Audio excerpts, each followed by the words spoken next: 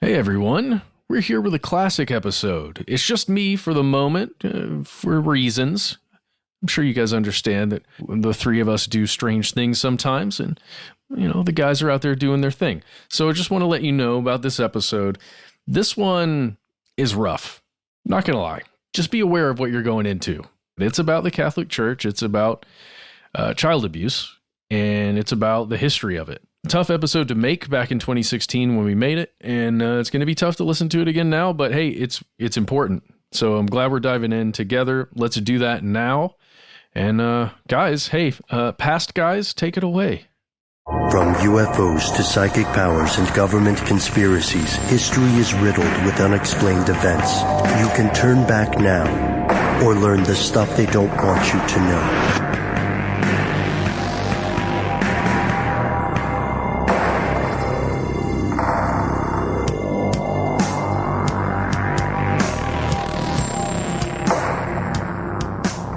Hello, welcome back to the show. My name is Matt. My name is Noel. And they call me Ben. You are you, the most important part of the show, which makes it stuff they don't want you to know. So, to establish this from the jump, as they say, I am not Catholic. I am not Catholic. Nor am I. Okay. So far as I know, I'm not Catholic. However, we are going to talk about something that examine and explore something that concerns the Catholic Church. For a long time on this show, we have had, believe it or not, a couple of principles. And one of the principles is that we're never going to denigrate someone's personal religious beliefs. Believe what you want. It's your business. It's a personal thing. And if you don't believe in anything, then of course that's up to you as well. So this podcast, despite concerning the Catholic Church, is not in any way about the religious beliefs or the values or the practices of the Church or Christianity in general, and so on and so on. But beliefs, as we have found throughout making the show, are different from facts. Yes. Right? Yeah, that's a good point, Matt. Yeah, beliefs are different from facts. This is more about facts. This is about an active conspiracy and to be honest with you, a series of numerous conspiracies, not theories, not rumors, not scuttlebutt, proven instances of horrific crime. So one thing we promise you, we are not going to be extremely graphic when covering this topic because it is an extremely sensitive one. We do want to warn you in advance, though, this episode will contain some disturbing content just because of what we're going to be talking about. So I guess we should get into it. Shall we have the facts, Ben? Oh, yes, but of course, no. Let's start at the very beginning with the Catholic Church. You've probably already heard this, ladies and gentlemen. According to the Catholic Church, its history dates back to the 1st century AD, when Jesus Christ made his disciple Peter the rock upon which the church would be founded. All the other Christian denominations, by and large, originate from Catholicism. And the Catholic Church has done a lot of good in the world. It's preserved immensely valuable knowledge. It has at times promoted literacy and preserved great works of art. But also there are schools involved with the Catholic Church. So many charities. So many. With all of the different organizations that exist within the Catholic Church itself. Or with affiliated organizations sure, yes. too. But in the world of Christian belief systems, Catholicism is ancient, which the most fair way to say it is that there's just a much larger passage of time here, which means there are many more opportunities for something messed up to occur. And over the past centuries, Catholicism has been associated with or implicated in or directly responsible for numerous atrocities. We have just a few examples. Yeah, some of those include the Crusades. Yes, all-out war that rages across the globe because of differing religious beliefs, different gods. It's one of those things that we still see today with some of the Islamic terrorist activities and the idea of a holy war. This is a good example from history of that. We also have the persecution of heretics, which are basically non-believers, right, Ben? Mm-hmm. Yeah, it could be non-believers. It could be a group of people who believe in something different that's not official canon. This persecution would also include, of course, blasphemers, witch hunts, inquisitions, things Apostates. like that. Apostates. Yes. And that kind of persecution wasn't just restricted to heretics, right? You also had anti-Semitism. Mm-hmm. And another example of persecution of heretics would be something like the Spanish Inquisition, where people were tortured and ultimately killed for their beliefs. And, it occurs to me, we could do entire episodes on crusades and witch hunts and the Spanish Inquisition. Or just heretics. Heretics. Yeah, heretic thought. Mm-hmm. One person's heretic is another one's reformer. Yeah. Or like starting a new religion. In fact, if you guys know the movie The Witch, which we were a big fan of, it starts with the father, a patriarch of the film, being exiled from his community, which is in a settlement in the New World or whatever. And it's because he takes a different approach to his religious belief. It's never really gone into specifically, but it's enough that the higher ups in the church deem him to be a heretic or an apostate, and they exile him and his family out into the wilderness. Right. And in this time and space, I guess, where we are now, it may seem strange, or these may seem like relatively minor disagreements in dogma or in the details of something. But in those days, dissent of any sort was tremendously controversial. Also, in the past, the Catholic Church assisted with some horrific colonization. Yes. Subjugation of native peoples throughout the world, and is on record, at least some officials in the Catholic Church, aiding and abetting Nazis and fascists. Now, before it sounds like we're doing some kind of hit piece, because we are listing a lot of terrible things that occurred over a history of thousands of years. Yeah, you go back to the 11th century when a lot of the Crusades were happening, 11th to 16th century. Then you go further back to some of the more heretical stuff that occurred, the prosecution, and then you move forward and it happened too. So yeah, there's just so much time. And also there's so many people involved. Yes. So it's just like when we're looking at any other large organization, not everybody who works for a federal government is a bad person. You will hear in the news about bad people who get caught doing something criminal, or in many cases get away with doing something criminal. Same deal with the banks. Same deal with banks. Not everyone who's a teller is a bad person. People are widely varied. And aside from a few very common interests like breathing and eating and staying alive, people do very different things, even if they're ostensibly on the same team. And the Catholic Church at present has many adherents. According to a 2016 study, roughly 1.272 billion people identified as Catholic in 2014.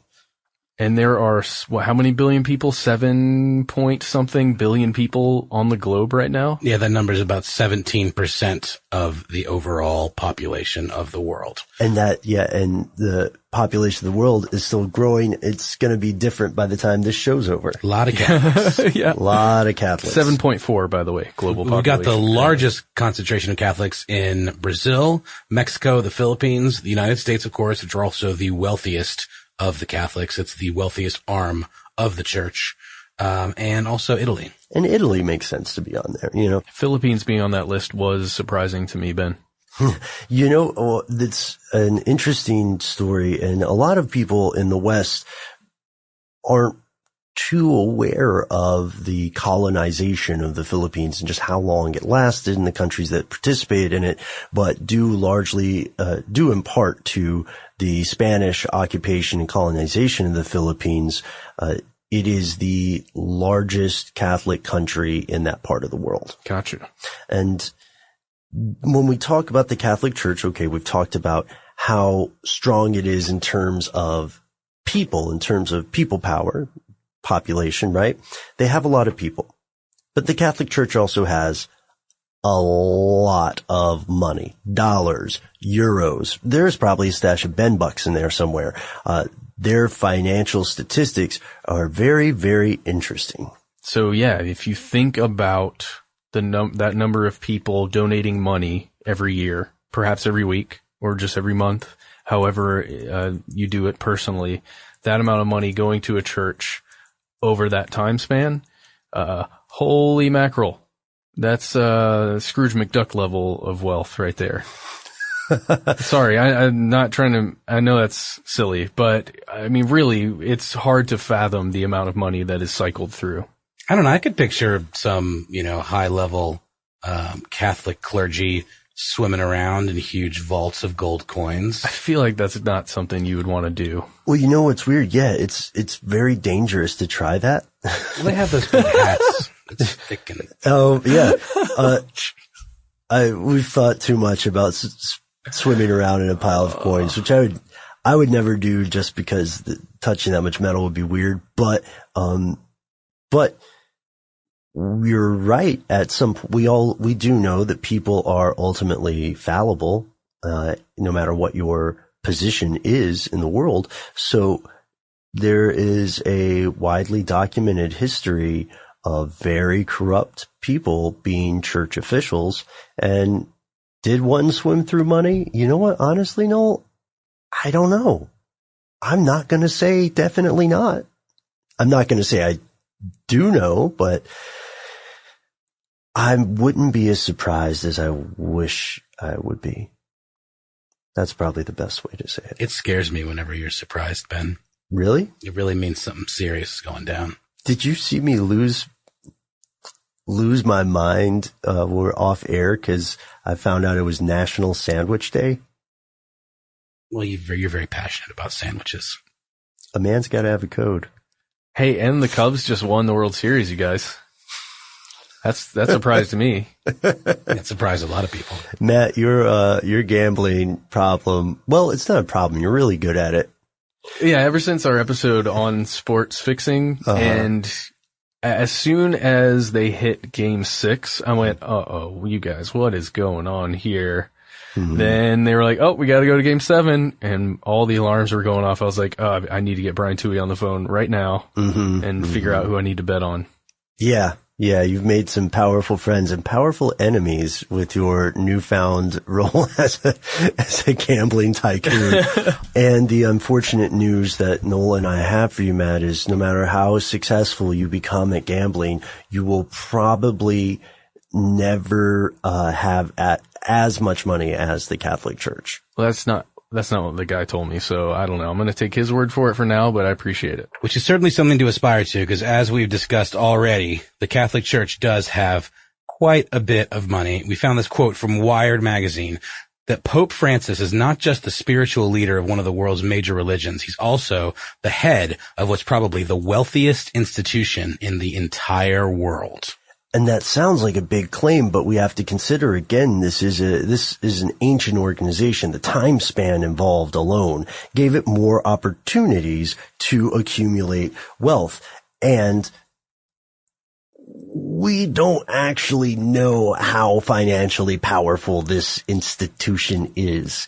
It's ginormous for sure, but because it's not subject to some of the same accounting and disclosure rules that would apply to other institutions, the best we can do is make guesstimates. So our best guess for a look at maybe the annual spending or budget of the Catholic Church comes from The Economist. And The Economist breaks it down into several categories. We've got healthcare coming first, with $98.6 billion reportedly spent by the members of the Catholic Health Association of the United States. Then we have education, There's a lot of publicly available operating budgets that they mined in order to get some of these figures. Of the 244 Catholic colleges and universities that were available, they added up to $48.8 billion in parish disbursements. Then we have charities, which use the total annual budget of Catholic Charities USA, and that was $4.7 billion. Other figures included the annual budgets of other national religious organizations that are under the direction of the Catholic Church at some level. And that added up to $8.5 billion. And what were some of those? Do you want to mention them specifically? Sure, yeah. There's the Knights of Columbus, the arms of various religious orders like Jesuits, Dominicans, Franciscans, Opus Dei, of course. Opus Dei. And then there's another 11 billion from the Center for the Applied Research on the Apostolate at Georgetown University. And this all adds up to an estimated budget of $170 billion. $170 billion. In 2012. In 2012. And honestly, ladies and gentlemen, that's a guesstimate. That's probably not the whole picture, just because we don't know. So why are we talking about money? Why is this important for the purposes of this episode? Well, we've discussed before on this show that money is the closest thing that you can get in this world currently to having a superpower. Right, Ben? That's a quote from you. I remember when we were talking about what superpowers we would all have, and you were just like, all the money. Cause then you could do literally anything in this world. That's interesting. I wonder, with the growth of technology, you could eventually just buy superpowers, right? CRISPR's out now, so. Maybe you could make it where when you do that cash move, where you make it rain, slap your hands together, that it actually produced $100 bills and they would just shoot at people. That'd be a pretty sweet one. That would be great until I totally messed up the world's currency market, or someone would cut my hands off and take them and then just put them on a machine that just continually did that. Wow. Yes. I went to a dark place. I'm sorry. But the point of this is that when you have an organization with this kind of power that can be willed, for one thing or another, having them support or oppose something on a global scale matters. And they can be weld? Weld? Yeah. I mean, I guess wielded. I just like That's good. No, it's got gravitas. It does. It sounds like you're strolling the planks in an Oxford theater. I've been watching too much Westworld, and I've got Ford, Anthony Hopkins' character in my head at all times for the past couple. Kind of draw out his syllable.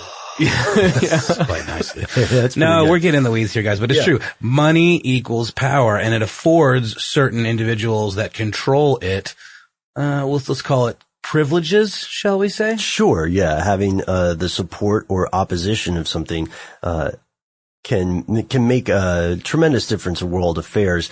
On a side note, I know we're in the weeds here, but man, Vatican City is weird. Would you guys like to hear some fun facts about Vatican City? Yes. Oh, great. Good. Because I don't know what I would do if you guys said no. It is the only place in the world where the ATMs are in Latin. Nice. That's pretty neat. It also has the world's highest crime rate proportionally. 1.5 crimes per citizen. Whoa. That's largely an effect of the small population. These aren't necessarily violent crimes. These are like, pickpockets and thefts and stuff. But until fairly recently, the age of consent in Vatican City was technically 12 years old. Humana what? Humana, yes. And it was, it's since been raised to 18. That last fact doesn't really qualify as a fun fact, but I am glad that they've raised their age of consent. And we know that even though we live in an increasingly secular world, many, many, many people, many of whom are not even Catholic, are very protective of the dignity of the Catholic Church and especially the dignity of the Pope, which brings us to an interesting episode in our own lifetimes. So in 1992, in October, on the 3rd to be precise, Sinead O'Connor performed on Saturday Night Live. It was the Tim Robbins episode. I actually remember this. I was a wee boy at the time when it happened. But my parents always watched that show and they would talk to me about it. But anyway, she performed War by Bob Marley.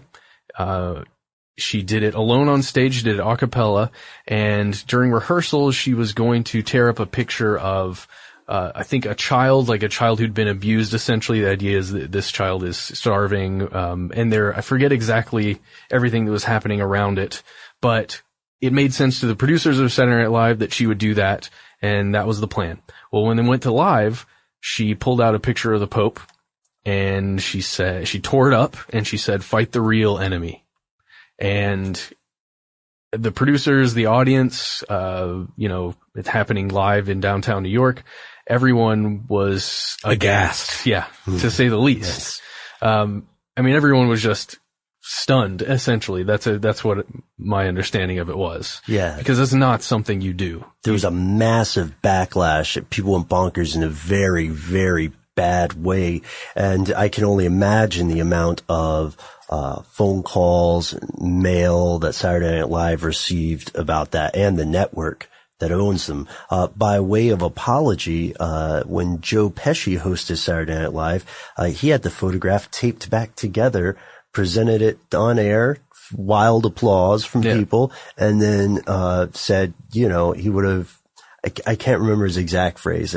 He said he would grab her by the eyebrows. That's what it was. He was acting like he was going to grab her by the hair, like pretending, but by the eyebrows. Yeah, yeah. And Madonna rediscovered her own Catholicism at the time. Yep. And again, I'm not going to question the sincerity of someone's beliefs. But have you seen the Like a Prayer video? She's clearly quite religious. Oh man, yeah. I've never met Madonna, but Madonna, if you're listening, you come on the show. Yes, please. You can come on. But what ultimately what we're seeing here is people were so upset about this happening. So instantly upset. Yeah. Yes. And why? Why were they instantly upset? And why would she do this? That was the question on everyone's mind at the time. And we have an answer to that right after a word from our sponsor.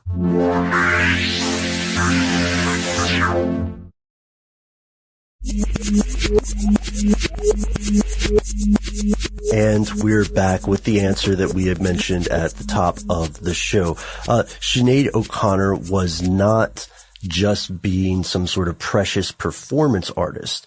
Instead, she was remarking, as she said in later interviews, on the hushed up abuse occurring in various parts of the Catholic Church around the world in various institutions. She herself was a victim of abuse. And the Catholic Church, of course, for their part, has never officially condoned any abuse in its recent history. So, of course, in the distant past, they would condone Inquisition trials or torture of native peoples and so on. But the modern Catholic Church is not, is in no way, pro that sort of monstrous stuff. Absolutely not.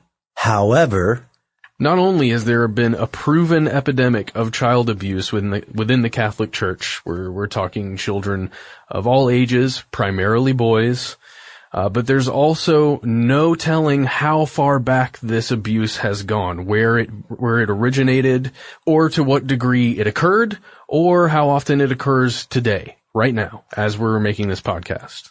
Right. Many cases have been actively covered up or ignored, with higher ups in the church relocating abusive priests rather than having them prosecuted or investigated or prosecuted in a court of law.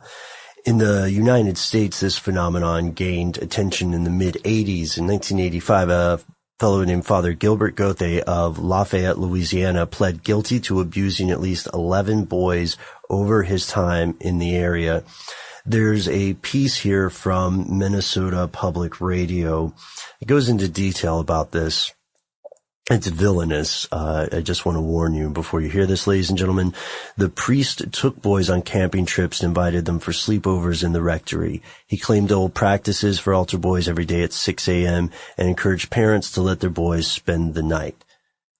His sexual appetite was uncontrollable. He put bars on the windows of a rectory. He kept a gun by the side of his bed, and when children refused to submit, he threatened to use it. And then it goes in detail about what he forced these kids to do with him, to each other, and how he documented it on a Polaroid camera, and how this went on for more than a decade. He remained in the ministry even when his bishop learned he had abused one boy and licked the faces of 2 others. After the second complaint, the bishop transferred him to a small church in the isolated town of Henry, Louisiana.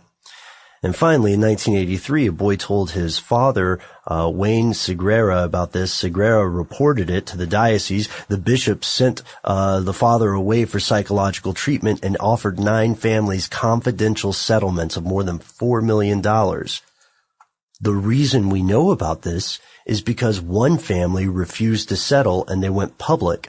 And then the American public woke up to first that, close community, and then the rest of the U.S. became more aware of this.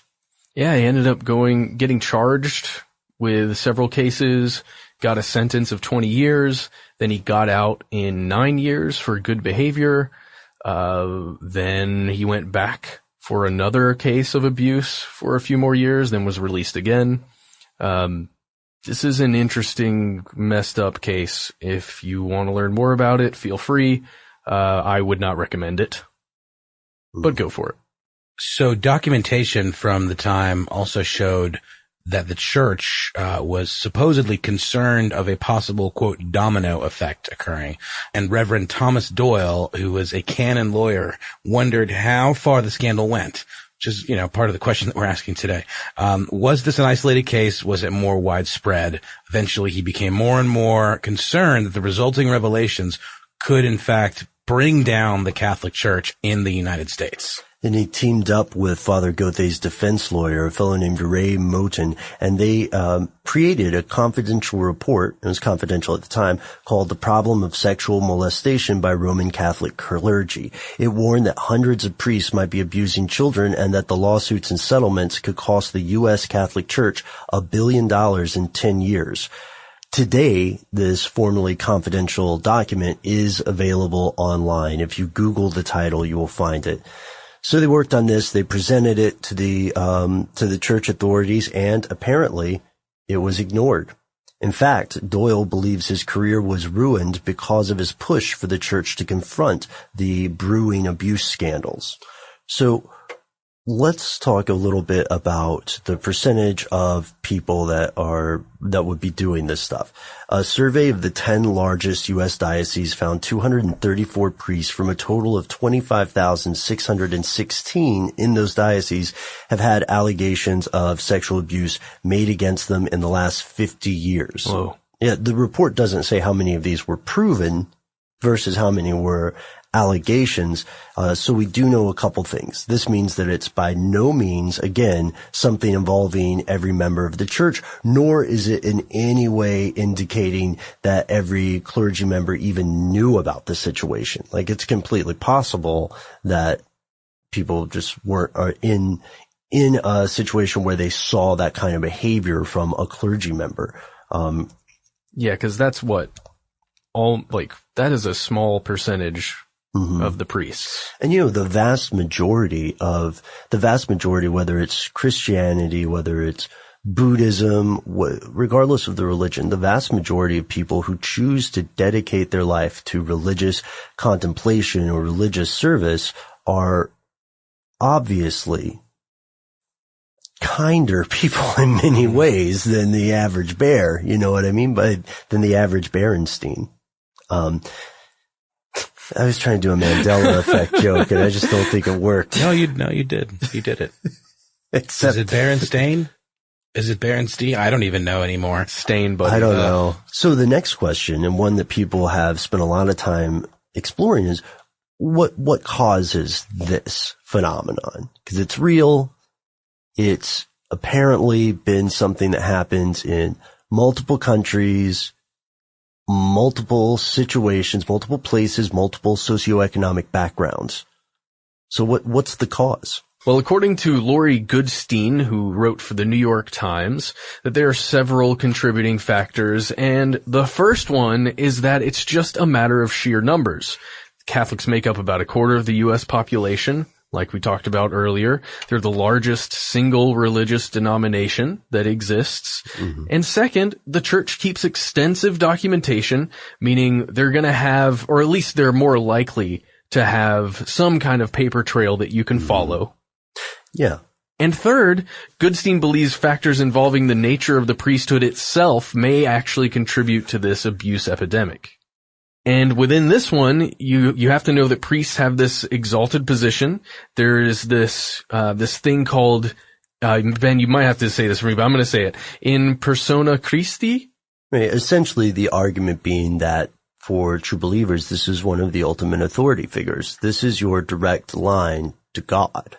Essentially allowing for the potential for some of these folks to develop a bit of a God complex, perhaps. Or abuse that power in some form or another. Right. Well, just in terms of seeing themselves as an ultimate, figure of authority and twisting that in a very unhealthy way, which leads us to the next point. Yeah, I don't even think it's seeing themselves in that way. I think it's knowing that the other person sees you in that way. Well, imagine if you're a child and there is some religious authority figure who wants to make you do something, whether it's some sort of abuse or whether it's something as simple as, like, I don't know, stealing a gyro or whatever. And they say, well, you don't want to go to hell, do you?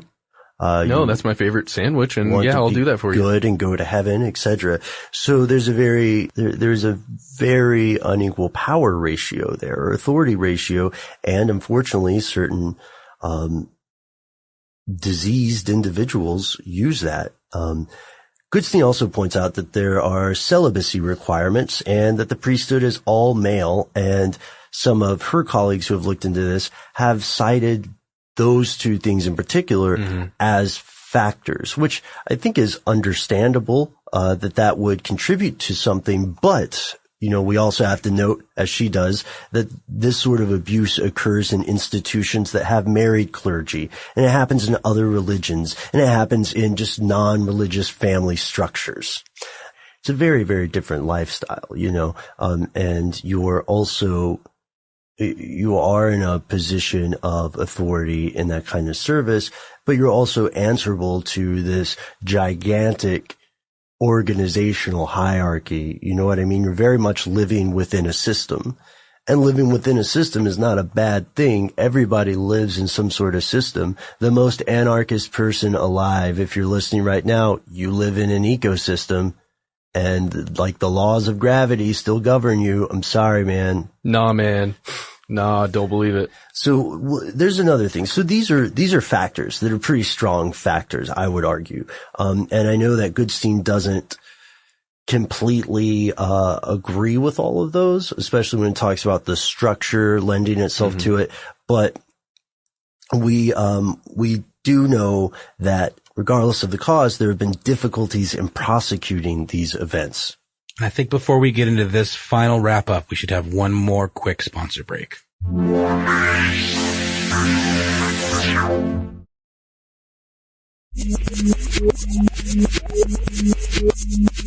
So since some of the events come to light many years, decades even, after investigators in different countries found statute of limitations had passed, meaning that cases were not prosecutable.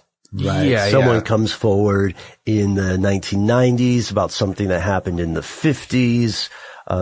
These may differ by country, but then sometimes the offender has passed away or is, maybe senile or simply untouchable. Yeah, because we're talking about fear. Fear, first off, as a child, if you're being abused, fear of an organization, fear of God even comes into play when you're dealing with this kind of abuse. And it's a tremendously, I'm only speaking from, what I believe it is like, but I can imagine it would be one of the hardest things ever to do in your entire life, to come forward and admit that something like this has happened to you. Mm-hmm. Absolutely. And another factor that goes here is that the Catholic Church, for its part, has made several public statements that it is addressing this phenomenon. In 2002, the United States Conference of Catholic Bishops initiated strict new guidelines, or zero tolerance guidelines, for the protection of children and youth in Catholic institutions across the country. Then in 2009, church officials noted that abuse occurs in other religions and institutions, and indicated that this could be seen as some kind of disproportionate focus on the Catholic Church itself, right, instead of looking at it as a whole in either religious organizations or organizations worldwide. Right. And then there's something that you talked about earlier off air, Matt, the McClellan Commission. Yeah, that was in Scotland. It occurred in Scotland with the Catholic Church there. There was a report that was published on August 18th, 2015. And it was, again, looking at these, like, what policies should the Catholic Church enact to ensure that children are protected? That's what it was looking at. However, it didn't go into any specifics of abusers or where abuse was occurring or how the Catholic Church responded to it. It was looked at by critics as being, I think they called it a fluffy report, and it just made everything, it was like a let's discuss it. Let's say that there's wrongdoing, but there are no real answers here on how to protect children in the future. Still, the church has officially declared it will take action with the, against these abusers. Pope Francis in September 2015 famously in one of his speeches saying that all responsible will be held accountable. And, critics of the system or the organization or the institution are obviously going to say that they feel that is, a bunch of PR spin, essentially. But other people, especially many people, not just Catholics, but secular people or people from different religions will say, well, this is a very, very, very, very, very large organization and they're hunting a small number of people. But again, it is an inarguable fact that more than one time, higher up authorities got reports of abuse and just relocated the offender. Yes, and it goes all the way up to the Pope in some instances. There were newer reports coming out that the previous Pope, Pope Ratzinger. Ratzinger is his actual name, but it was Pope Benedict. That's right. You're right. That he was aware and attempting to root out some of these people, but also alternate reports that were saying that he may have been involved with some of this stuff. And then the same with Pope John Paul II. How much did he know? And you can find reports on NBC. You can find reports on any news organization about this stuff. Not to mention the Boston Globe Spotlight team. Yes, that became a movie. Became a very well-regarded film, and these investigative journalists uncovered, I believe, more than 130 crimes, more than 130 instances of childhood abuse since the 1990s that were essentially covered up quite a ways up the chain. Yeah, and that goes, I think those reports came out around 2002. And that led to some resignations in Boston, right? It did. That is one example of what investigative journalism can do. And that's one thing that you can really point to and say, wow, it works when a group of people get together and try and figure out bad stuff when it's happening and then just open their mouths or write it down on a piece of paper. Mm-hmm. It makes me feel good about the future of what investigative journalism could be. Well, speaking of superpowers, I mean, that is one of the very few that we can actually wield, is the ability to shed light on things that others would maybe rather have remain in the dark. Yeah. And we are going to wrap up the episode today.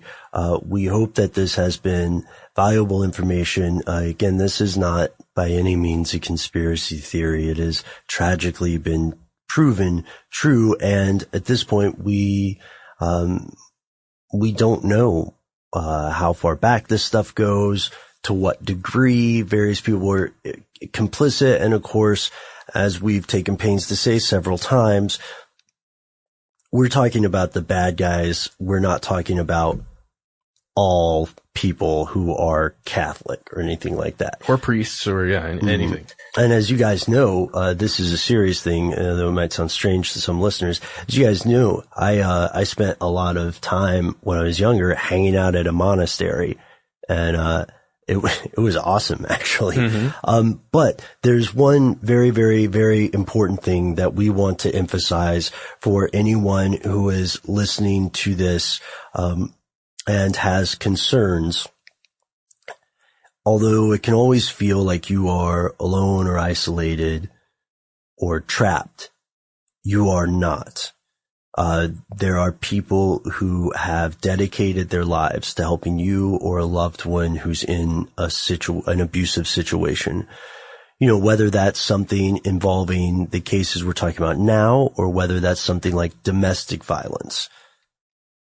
You have people you can reach out to, and there's a number here for the Child Help National Child Abuse Hotline, which you can contact. It's an 800 number. It's 1-800-422-4453. Do not hesitate to reach out to people. It's frightening, it's terrifying, it's scary, and it's not your fault. And I know that brings the tone down a little bit, but I think we, like the three of us, agreed that's important information. Yep. Absolutely. And we, as always, really appreciate your time, and we'd like to ask you for a favor.